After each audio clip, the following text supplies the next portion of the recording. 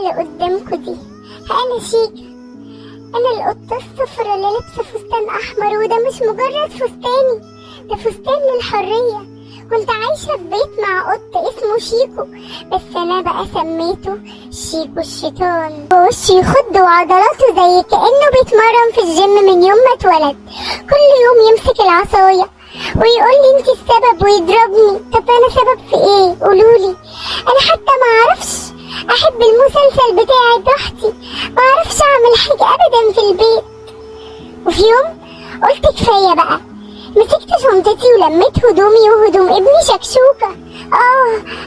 ابني الوحيد ده نور عيوني وسبب قوتي. ومسكنا في ايد بعض وجرينا، خرجنا من البيت الملعون زي ابطال الاكشن قبل ما شيكو يصحى من النوم. وساعتها بدأت حياتي الجديدة. شلت كل صوره من الحيطة والدولاب والموبايل، حتى صورته اللي على علبة التونة شلتها وانا قلبي كان بيتقطع، بس لازم.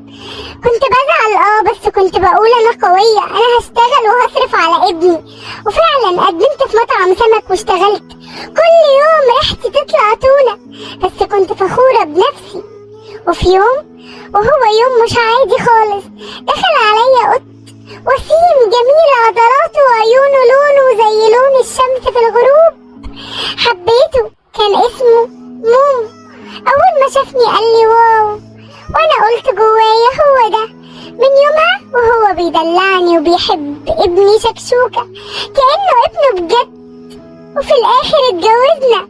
انا لابسة فستان ابيض ما شفتوش حتى في مجلات الموضة في خيالي، وهو لابس بدلة سودا شيك، والناس كلها كانت مبسوطة.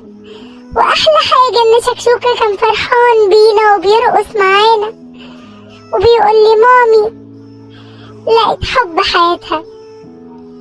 ودي كانت حكايتي انا وشيكا، القطة اللي قالت لا للظلم وقلت للحب.